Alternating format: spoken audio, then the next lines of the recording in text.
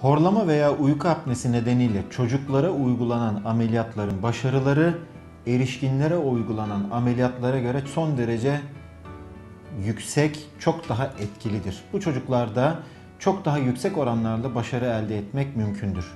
Buradaki temel faktör geniz eti ve bademciklerin aşırı büyümeleri olduğu için bunlar da basit operasyonlarla alındığı için bu çocukların ameliyat sonrası çok ciddi anlamda rahatlamaları ve bu problemi bir daha hayatları boyunca yaşamamaları ihtimali son derece yüksektir.